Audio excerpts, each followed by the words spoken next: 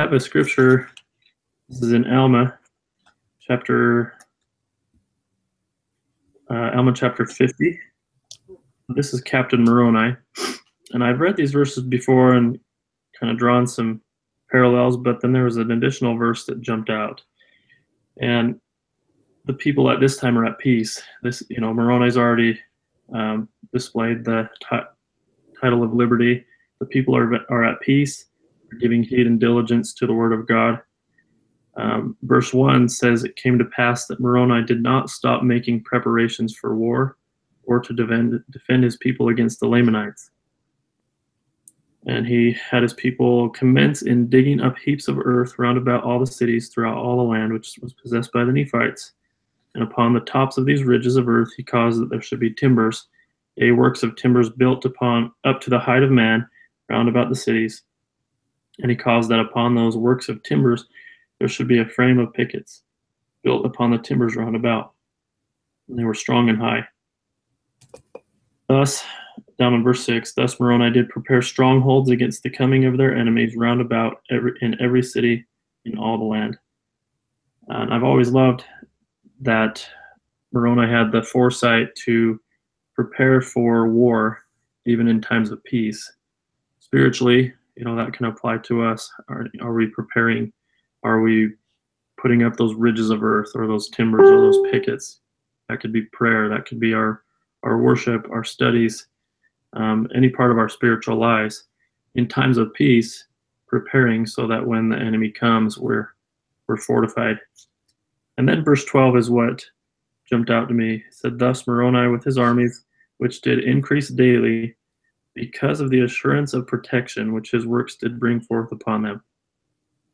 It's the idea of safety and protection. And I thought of our homes, and the efforts we make in our homes and families to make it safe, spiritually especially, to have that protection. And that phrase, the assurance of protection, jumped out to me, because, or which his works did bring forth unto them. When we are living lives of faithfulness and bringing forth works of righteousness and working to protect ourselves and our family spiritually, it brings that assurance of protection. And I think that's a big part of what the gospel is all about, assurances of protection and peace and safety in this life and in the life to come. So I'm thankful for, that example from Captain Moroni, where we often read these as war chapters, but you think about the spiritual warfare that we're about, that definitely has a parallel. So I know that as we bring forth righteous works, it will assure us of the protections that come from the gospel of Jesus Christ. Just wanted to share that with you. All right, so thanks for joining. We have, I was mentioning to Cindy, Beth she'll be back. She was dropping off or picking up kids from somewhere. Interesting topic this week, compensation and benefits. Have you learned anything new or anything you didn't know, or have any questions about that?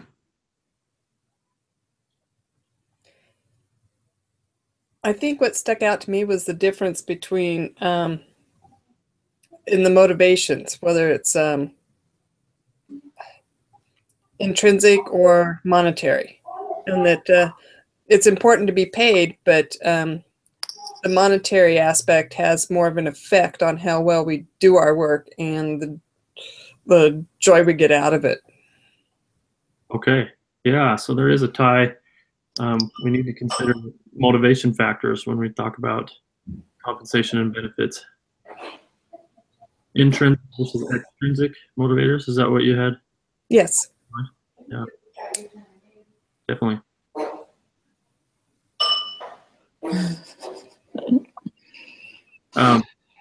So does compensation motivate? I think it does, because it provides a security, knowing that they'll be able to take care of their families, themselves, depending on what kind of compensation is, health compensation, the ability to gain more education for for your job, or in some cases, companies just want you to continue to learning, even if you don't stay with them. They want you to keep improving. I mean, they hope that you do stay with them, but you know, they will provide a means for you to continue to grow. Yeah, so a security benefit. I like that. Good point. What about you, Heather? Do you think compensation motivates? I think it motivates to a certain point. I'm just thinking with our family and how it motivates. I don't know if it motivates my husband day in and day out to work with the compensation. I think that the training and the investment that the company has within him and the belief and the encouragement that they give him motivates him every day. And how they care for him and worry about his well-being and, you know, those kinds of things. I think that's a day-to-day motivator. Compensation, it's always nice to get paid and it's needed, but I don't know how of a daily motivator it is for our family and for him to keep him happy at work. Yeah, it's a good thing to discuss because I think there's different ways to look at it. If you've probably heard of Maslow's hierarchy of needs, there's another. So there's another theory called the Hertzberg theory of motivation. And I always like looking at these two. It's HER. I'll write it in the chat here. And his theory was called motivation factors. So one thought for you, you've got the Maslow hierarchy of needs, right? Or number one need is the resources we need for vitality, right? Air to breathe, then we need shelter, and then all the way up, you know, to self-actualization. And then Hertzberg talks about maintenance factors, and I think you both are alluding to it. And compensation in his theory is a maintenance factor. So does it motivate us to, you know, really go above and beyond every day and create new projects and drive our work? Maybe it does, but I'm not sure it always does. But think about what happens if our pay gets cut or our benefits change. Suddenly, if something's not there, it definitely it plays a part. And so it's a maintenance factor. All things can go along just fine with it, but we definitely notice when it's not there or it changes. So I think you're both kind of alluding to that. So it's important to consider that, but it's also a big deal at the same time. And there's different ways it's administered. As we've done the reading this week, there's myths about pay, which are kind of interesting to think about too. So different styles, different bonus models, all kinds of things to look at, and how we award pay based on certain types of behavior. It really, a lot can go into it and how that's designed. Did you have any questions about compensation or any of the myths or anything in the course assignment wise? I thought it was interesting how how they used kind of some compensation as I wouldn't say a motivator, but also a discipline, that they looked towards it as a kind of a negative thing they would take away or give, you know, if they weren't doing their part, or if they were. It kind of gave me a different feeling about being paid. I haven't thought about it like that before. I don't think, I mean, almost as like a child, you know, just to breathe. I mean, just to eat and get your daily bread, they don't have to, you know, do their part necessarily. That's just kind of a foundation, and then building off of that as a reward. Mm-hmm. And I always thought that's kind of how pay was, that there's a foundation, a base, and then your bonuses are your reward. But like they talked about the different pay systems where so much of a percentage is if they do this or that, but that's our foundation. That was really an eye-opener to me, to think that that could be a possibility, that people would motivate with taking away pieces of their foundation of base pay. That's to me, the security on that is not great, you know? Yeah, that security thing's a big deal. And so, yeah, it's interesting to consider that. You know, we don't want to set up and some companies do this, they'll set up a bonus structure that can actually hurt. Yeah, I don't understand that. To me, that's not very smart as a business person, and motivating your employees to always think that the rug's going to slip out from underneath them if other people don't perform. That really worries me. I don't know if I could live especially like that. on a team basis. Mm-hmm. Yeah. I mean, you could have a team that just does not work well together. And unless you take care of that first, you're punishing those that are doing a good job, and the rest of the team is lagging behind. Mm-hmm.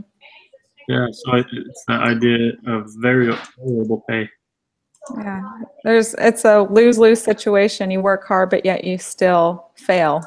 So that could Sounds be like my husband's job. yeah. Oh, that's great. Time to walk away. They pay well, but every time we turn around, they're doing something to make it not worth it. So they're taking away our health and welfare and giving us really cruddy insurance and not paying us the difference. And they're constantly doing checks on them. Like they're really tricky because he's in security. So what they do is they do these like made up people coming in and doing bad things, but they do it really sneaky. So like they have somebody randomly climbing a wall somewhere where if you don't catch it on the camera, you can lose your job. Kind of thing. And they are super annoying. And yeah. Oh my gosh. Wow. So bad. Yeah. So yeah, there can be some negative ways to set that up, and it kind of reflects the company's motives, or it makes us question their motives, right? Or We question everything. Yep, I'm sure. They're so bad. Is there a positive side to variable pay, or performance-based type bonuses, or that variable pay?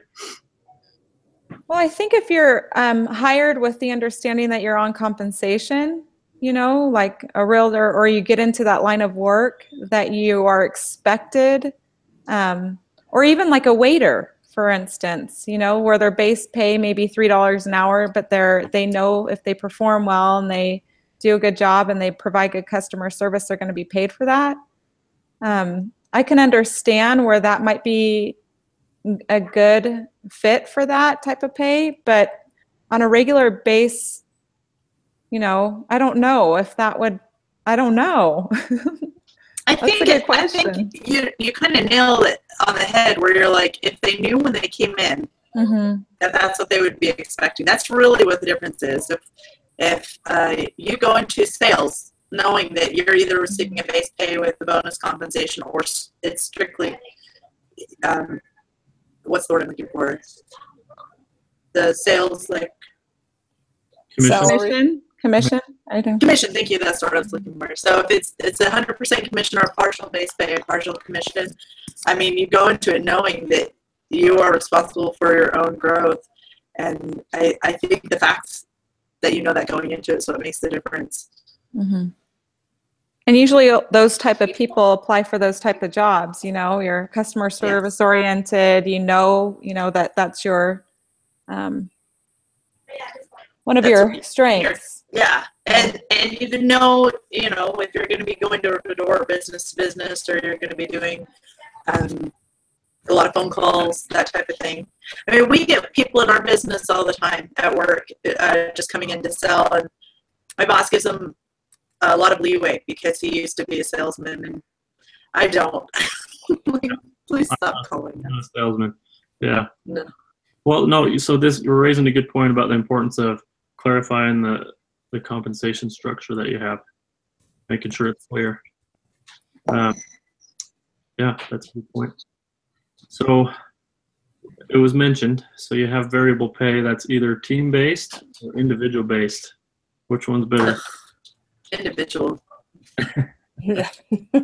I did not like the scenario that we were given for our discussions. Yeah. It just, what bothered me about it was when they basically said, so we hired you 15 years ago, but now we're going to cut your pay by 25% and make sure that that 25% is determined on how everybody does around you. And you're like, maybe I'm not the kind of person who really does well in a team. Maybe I think that's what you guys were talking about when I first came back on. And maybe we have one slacker. Maybe we have somebody who just, his wife had a baby and he's gone for 6 weeks and they put in a replacement that's not really working out very well. I mean, none of that should be determined. Now, I do believe in one of the things we came up with on the for our discussion was that what they should do is keep base pay at 100 and overall increase and say, okay, anything over this 5%, there will be a bonus. Any increase that you guys have that helps our company over that 5%, you guys can receive a bonus. That way both are enforced and you're doing better than what you expected. Okay. Yeah. So yeah, it should drive business growth, right? So yeah. And it has to be set up based on what drives the business.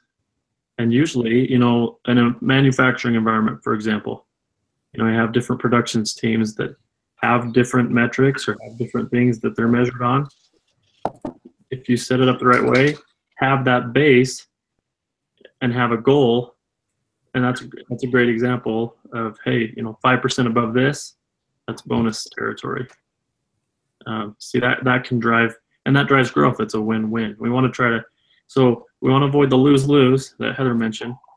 We want to create win-win. Win for the company, win for the employees, win for the teams. Easier said than done, but it can be done.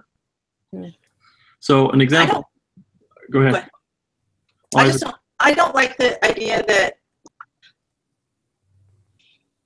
I don't mind teams, but I personally work better without a team. I do well when I'm given an assignment and left on my own to go do it. So if you want to have somebody looking over my shoulder, then I'm just not going to do as well. So I get really frustrated with anything is like, I don't mind teams as a concept, but when you obligate people for their own pay to work well in a team, some people are just introverts who really don't work well in a team. Yeah. Well, and I think, organizations have to have that in mind. There's going to be individual strengths. There's going to be different work styles. That goes back to our talent discussion of getting people on the right seat on the bus. It depends on your environment. So an example I deal with frequently right now that we're trying to think through, and we've made little adjustments, but we've got bonuses for our frontline supervisors. Certain metrics that if they meet on a monthly basis, then they can qualify for bonus, and they know that. What happens though is they miss one of those metrics and they're like, oh, I'm not going to bonus, and then they just get lazy and don't do their work for the rest of the month. And that's coming up right now. We're coming up into end of year review, and we made mention of that. I'm working with the site director to try to think through that. So why don't you just divide it up by week? Yeah, there's opportunities. We could look at a weekly. If you did it by week, then if they give up by Wednesday, you're only losing 2 days. Yeah. You're losing the whole rest of the month. Yeah, exactly. And those are kind of the kind of problems that you'll look at sometimes, and something I'm looking at right now. So it gets interesting. Let's see. Leslie joined us. How are you doing? Fine, thanks. Good. I have another class that I am scheduled at 8 o'clock every Thursday night, but we got done early, so. Good. Well, good. Glad you made it. We're just talking about compensation, talking about variable pay, finding out if it works or not. Bonuses, with the team or with individuals. Does it help or hurt? That kind of thing. So I think we've talked through some good takeaways. One of them was, it needs to be clear to everybody how the compensation works. It needs to be a win-win versus a lose-lose. I was talking about my personal example where I've got employees that, once they miss one of the metrics in the month, then they just give up and don't do any good work for the rest of the month. So compensation, it's a funny thing. Yeah, it is. It's a good thing that Heavenly Father doesn't think the way that managers think. Because if he were to think as blanket as we might be required to as a business owner or a manager, we'd be in real trouble. Oh yeah, I'd be needs improvement rating every year. Right. Of course, he'd be in a lot better position too, because he knows what people are really thinking and what they're really doing. That's true. And what works best for them. Yeah. How they work, how they think. We were actually talking about this week. There's this lady, and I'm in a primary choristers Facebook group because I was called as the primary chorister a few minutes ago. And this lady comes on and she's like, I was just called this. I'm due in a month and I'm feeling. Katie, I'm on the phone. And she's like, I'm super overwhelmed. I don't really. And she's like, I don't know what to do. I'm really stressed out. I have this baby and I don't feel comfortable with this. I'm like, it's okay to say no. You can, it's all right. Yeah. And we were thinking back to when I had my older two were babies, and they said, they kept calling me to nursery, and I was like, I am getting really anxious. I'm not really doing well. I'm stressing out a lot over this. This is my only 2 hours away from my kids all week. I'm a stay-at-home mom.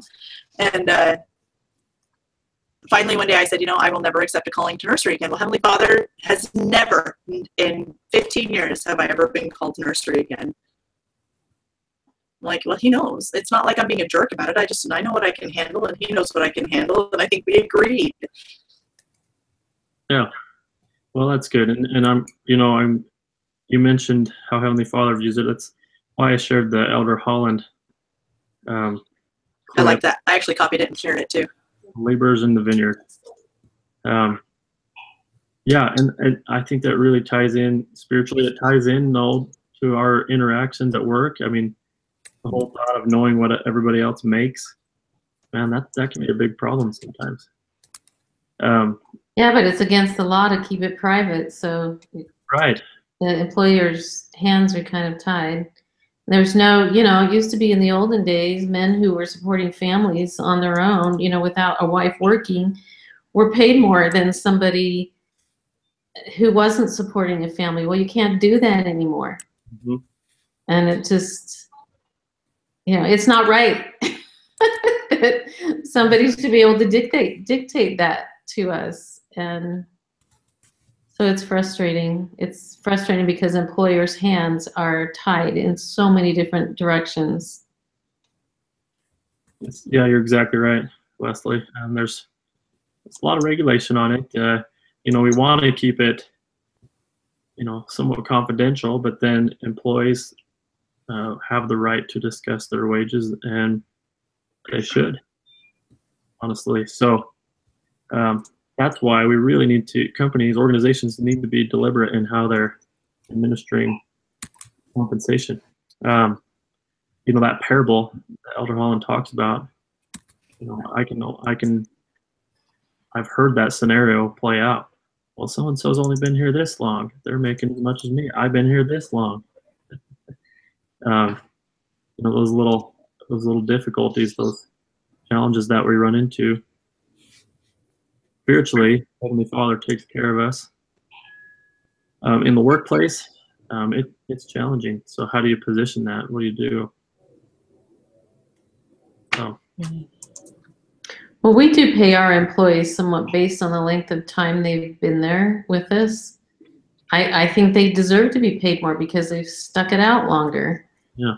And they're showing more loyalty. I think that loyalty is worth something.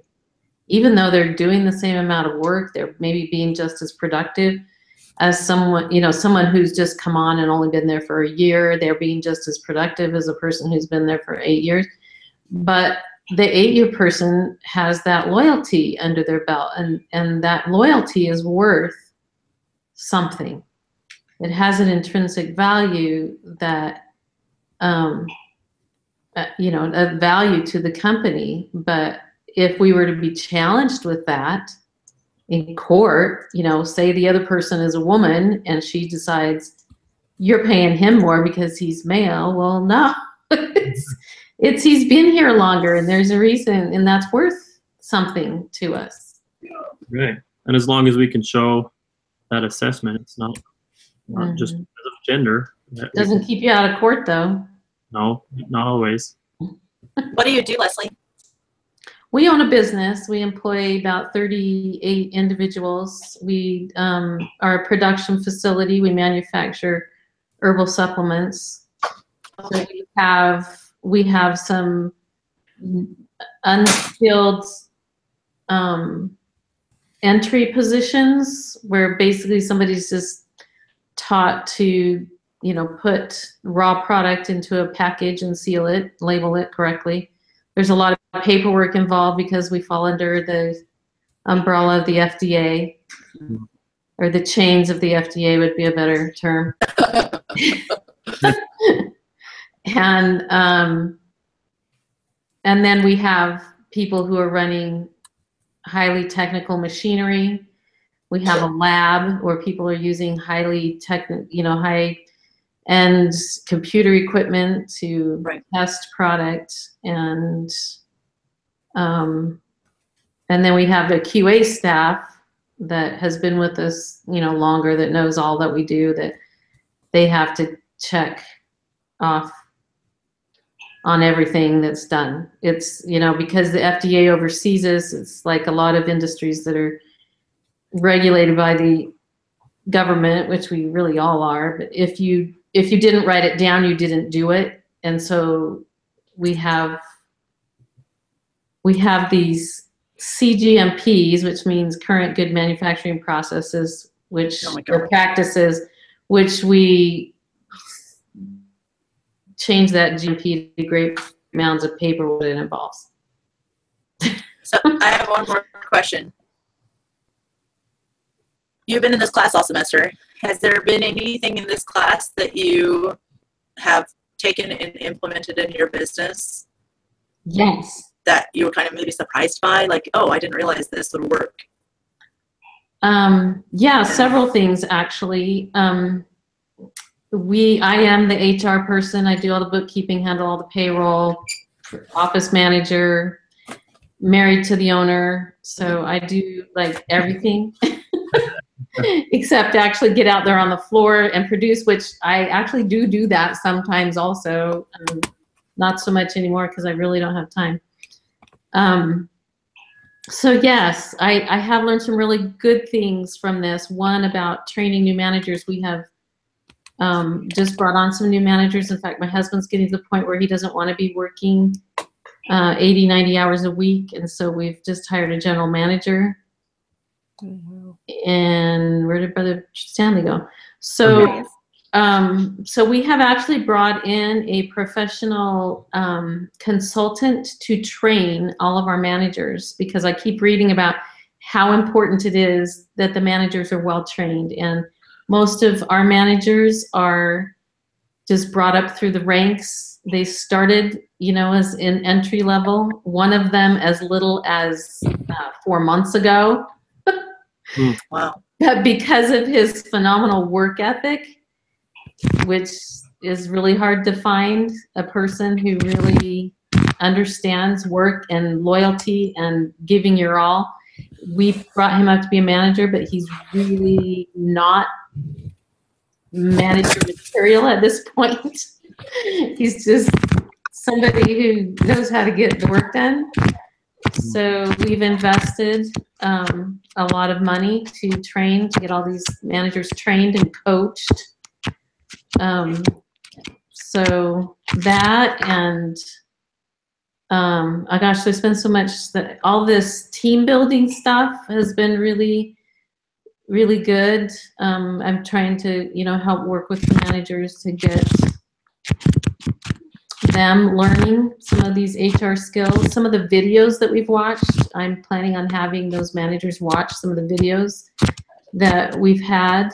I've taken issue with a few of them, especially that video by that Melody somebody, whatever.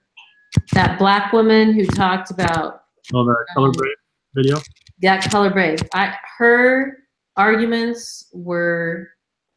I'm surprised BYU is having us use that video because there was no strength to her arguments, and it was very racially motivated, I felt. Her statistics that she threw out there were Unrealistic. Were twisted, very twisted. Didn't even make sense why she'd be using the statistics that she used. So I was really annoyed, very, very annoyed with that. That was so hard week. It was such a weak argument, and I just thought, anyway. But no, there's been some really, really good ones. The why people want to work, not just for the money, but to, you know, to be stretched mentally and to have a purpose and a meaning to what they're doing. And so I'm trying to incorporate that into our culture at work. So yeah, there's been a lot of really good things. This has been my favorite class as far as the information and usefulness to me. So a lot of good stuff. Good. No, glad to hear it, and appreciate the feedback too on the video. I know you sent me an email about that. So Yeah. no, we're presented us teachers that teach this course. We're looking to get that. Yeah, feedback. I hope they get that last quiz paper thing worked out, because the information they gave us for that one quiz, I sent you an email about that too, that they didn't give us a complete document on that. Yeah, I don't know what happened to that link. That's weird. So that's another item. Fast forward. Anyway, this class has been full of just great information. It really has. I've really appreciated it. No, and it really is. It applies to so much.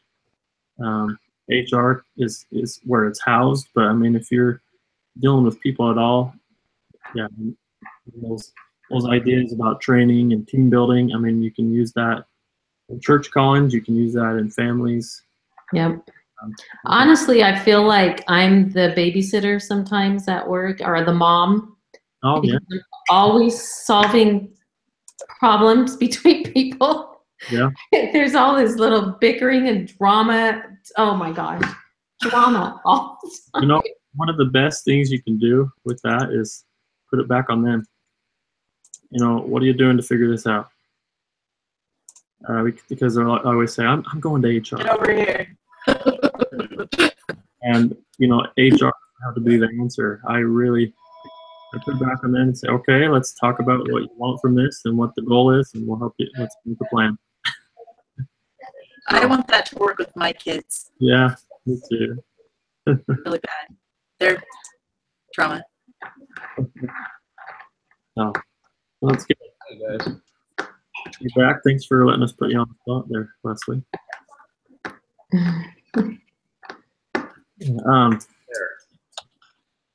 Good. No, I'm glad you brought in this compensation discussion.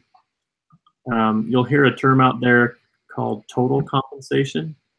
And that's talking about wages, benefits, time, schedule, everything combined. Oh man, our guys make so much when it comes to that. Like, we pay out because we work with 4 different unions, and we'll pay out like anywhere from $29 to $37 an hour. But on top of that, we pay about $30 in benefits. That's crazy. Yeah, they call that the hidden paycheck. So one of the challenges that HR has is educating people about that. You know, here's everything that you're getting, and it's tricky because people say, "Oh, we're not getting paid enough," or "Oh, we need better benefits." But it's just how you choose to position that, and what portion you decide to pay in, and let the employees handle themselves. So there's so many little factors that you get to play with. Sadly, I think economic, in tough economic times, expensive insurance times, it's hard for companies to foot that bill, so our costs keep going up. But there's some good things out there that companies are doing to supplement and provide other means to kind of buffer some of those challenges. Yeah, and it is about educating the employees. We've had, they're usually the real young ones, early 20s. Mm-hmm. We had this one kid that we had brought him on as a temp at first, and then we brought him onto our payroll. Well, he knew that I'm paying the temp agency, I don't know, like $14.50 or something. That's how much I paid to the temp agency for him, but he was only getting paid, $11.50 an hour or something like that, whatever it was, 11. Wow, you got it good. I'm just saying. Yeah. That's some numbers. So then when we brought him on, he got really mad one day. We brought him into the office. What's the matter? And he said, well, you should be paying more. And he was furious. He was ready to quit. He was just really bashing the company. And I said, well, what, we gave you this little raise. What's the problem? Well, I know you were paying the temp agency this much. And I said, okay, let me explain to you how this works. The temp agency was paying your unemployment tax. They were paying towards your insurance. They were paying all of this stuff. We have to pay that to the temp agency. Now we're paying that. Mm-hmm. And he was totally clueless, had no idea that, how that all worked. And I said, now you're eligible to contribute to the 401k, which means you have the potential of us giving you an extra 4% of your gross income if you contributed. He was, some employees are totally clueless about all that back end stuff that they don't get to take home and buy groceries with. Yeah. I was hired on my company at $14 an hour, but they were paying 55%. In addition to that, they were paying $22.50 an hour for. Where are you in California? I'm in Missouri. Where are you in California?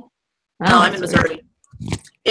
I was blown away when I realized how much they were paying and I said, when I leave here, I'm going to hire my own replacement. I don't want you ever having to pay that amount again. Wow. Yeah. Well, that's a great example. We need to be able to explain that total compensation. Yeah, I have to prepare those total compensation statements at the end of every year. So, yeah. Interesting. It's funny that I mentioned. I just had a conversation about that today with, hey guys, how's that work? So it's interesting. It's one of those maintenance factors. Pay, it doesn't necessarily motivate performance, but it definitely stings when it changes or is not there for people. So it is important to have in place and have it at the right rates, have it at the market competitive rates. And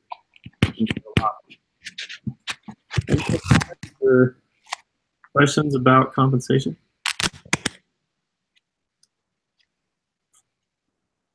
No. Kind of interesting. So thanks for the. I have a quick question. So I'm just thinking about our doohickeys. What would you say would be the main topics that we should focus on with compensation? I mean, I know you say like the bonus structure, and you've talked about that. You've talked about different ways to be compensated, those kinds of things. But what would you, like the main three topics, or that you can round everything in? Because there's so much information. Yeah, and I've seen it go different. You've got the issues with base pay and how that's looking. Base pay in general. You've got opportunities with variable pay. So if you've got some ideas about variable pay, it's a manufacturing environment, and so how could you design that to create that win-win for the business and also for the employees? And then benefits is a huge one as well. And when I say benefits, of course there's the medical coverage, things like that, but 401k, Lots of options. There's companies that do profit sharing. Just different little things fit into that compensation to make it that total package. So I don't have one that I weight on higher than another on that. I mostly see benefits, 401k opportunity, but you can get really creative too with looking at bonus structure, variable pay, and that might help doohickeys. So I really don't have much of that going. So, I don't know if that helps at all. Yeah, that does help. I was just trying to think, like holiday pay and things like that, sick pay, all that, those kinds of things, that would fall under the variable pay, wouldn't it? Yeah, and there's a glaring issue of, they're not paying overtime. That's against the law. So you definitely want to stop. And I've had groups do different ways. I think doohickeys is based in Illinois, so if you can look at Illinois' state laws too if you want. I've had groups do that. But yeah, the big one was the overtime. They're not paying that right. It's 40 hours a week. Anything beyond 40 hours, you're paying overtime pay. When can we expect our grades back from last week's doohickeys? I'm plugging away at those. I plan to get those done Saturday evening. Okay. I'm just kind of interested to see if we did better this time. Yeah, definitely. And don't be discouraged. Usually the papers trend and maintain and trend upward. So if you're not happy about that first one, we'll be all right. I always tend to see improvements. We've already set up our arrangement for the next one and just doing basically the same thing. But cool. Our dilemma with the first two is that we didn't really start thinking about it until like the week it was due, and like we can't do that. I know. It sneaks up on you for sure. Yeah, it does. Now, I do have a question, Brother Stanley. We only have 3 people that have ever shown up to our Hangouts out of the 5 in our group. Okay. This last paper, we only turned it in with our 3 names on it because the other 2 never contributed. In fact, I know you're aware of this, that one of them turned in our last paper for this link, which I don't know what he thought he was doing, but so we're just turning it in just with our 3 names on it, because I don't see any point in having their names associated with that assignment. Yeah, no, I agree. If they haven't shown up at all, let me know like you have, and then with the peer review, that affects their grade as well. So it'll reflect. So they don't get any credit for it, right? Yeah, we've set it up so it reflects. So if they weren't present at all, if they weren't present at all, like in this case, like you let me know, it will definitely affect them. Okay. I think we lucked out. We have probably one of the best groups I've ever had in the college course. So just everybody attends and participates, and they're great. That's great. Yeah. It's hit or miss, isn't it? There's all kinds, and I think, it brings challenges, but it's how it goes, and if you can find ways to make it work and bring, a trend of success, that's the goal. We're naturally skeptical of those group projects and team projects because we've all been on the positive or negative side of those. So natural to have those feelings, and I had the same That's the thing. concern over this week's discussion. What's that? That's the concern over this week's discussion. I mean, it's exactly what we were talking about. Right. Group variable pay versus individual. Yep. Mm-hmm. At the end of the day, it's a department or a team that gets the work done.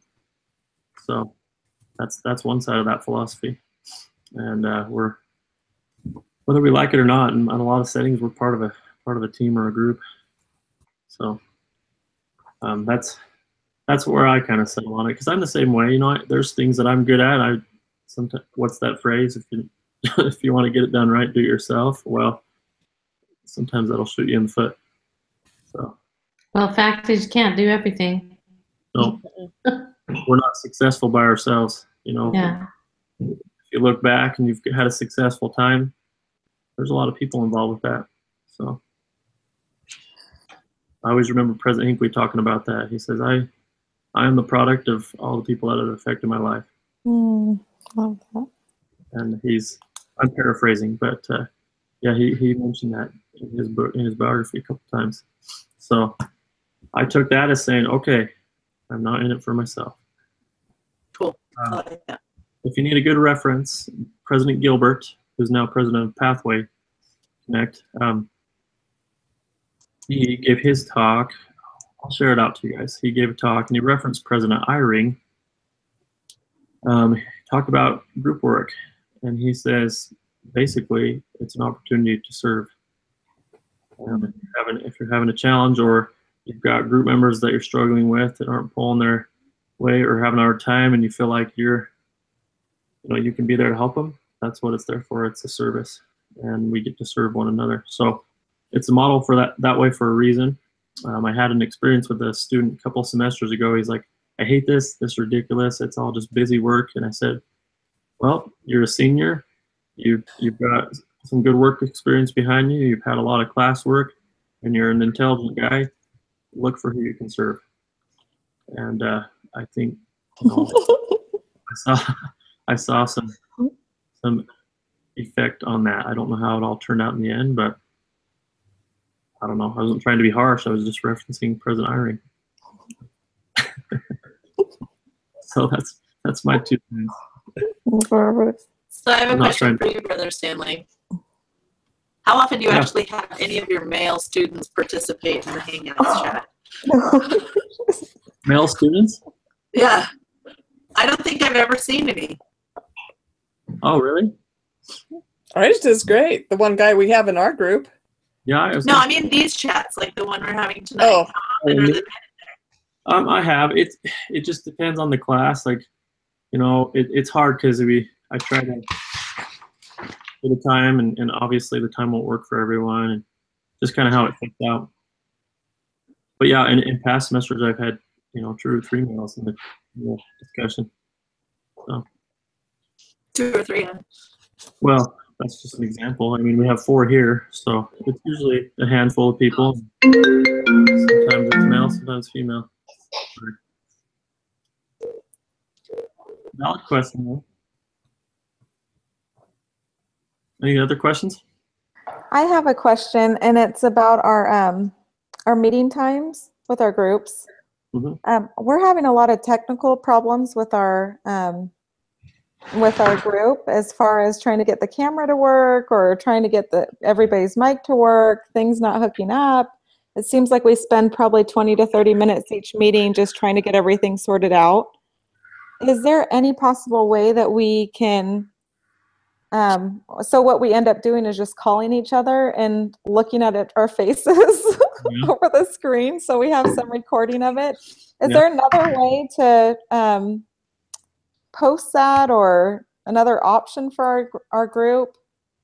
It's challenging. If there's I mean, I don't want you taking a half an hour just to try to get the technology going. As far as recording it, so if you're in that situation, just make note of it. Conference call is great. That's what we have been doing, resorting to a conference call. But to post it on the discussion board, we really can't post a conference call. Yeah, just note that you had technical. Okay. Get the technology working. Of course, try, but yeah, if you're sitting there for half an hour trying to get on the video, then you might as well just actually discuss something than deal with that frustration. So does it affect our grade if we don't post it on the web, on the discussion board? No, not directly. It does through if you don't post it, no, it really doesn't. It comes through in the self-evaluation if you attended your group, but yeah, I mean, we're having them, but I I had that conversation with you too. I don't agree with putting stuff out there on YouTube. So, Okay. Yeah. but we're having them. So. Yeah, I've had that before. I've had groups use other tools or Adobe Connect, things like that. Yeah. Yeah, our group had fun last night. We had one that was sick, one that didn't show, and two of them couldn't get their internet to work, and they kept freezing up, or we couldn't hear them, and so it ended up being two of us trying to do this role play. Oh no. Yeah, so we just did the best we could and called it good for the night. Yeah. We really didn't role play it the way that it was required. We kind of just talked about it. Yeah. But we kind of figured we'd talk about things the way that you might in a role play anyway. So. Well, that works. Yeah, it's all free learning. So. Yeah, I've had that concern, Leslie, about the YouTube. So I've had groups who use Adobe Connect or other things. That's fine. I've had students that couldn't, have anything out there on the internet. So that is understandable. Well, I gotta go because I have another class in 2 minutes. So through Adobe Connect, I need to go too. So it was nice chatting. Glad I made it to this one. Yeah, thanks for coming. Have Appreciate a good it. evening, everybody. As well. Bye, Leslie. Thank you. Bye. All right. Yeah, and we'll wrap up here too. Thanks. The time flies. Any comments, concerns, questions? Mhm. Bedtime. I'm ready for bed. Good Yeah. night. Yes. Yeah. Well, thanks for all your hard work.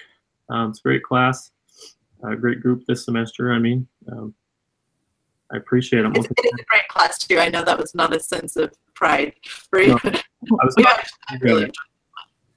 I have a friend who's taking it next semester from one of my other classes, and I was like, okay, this is the guy you need to get Brother Stanley. Thank you. I appreciate it. I know you send me emails and stuff. I've probably kept you waiting sometimes, but it's been a busy semester outside of school, so I'm here for you. Just let me know. And text is great too. I've always got my phone. So. All right. Thank you, Brother Stanley. Have a good night, everybody. Yeah, you too. Take care. Thanks. Thanks. Good night. Oh.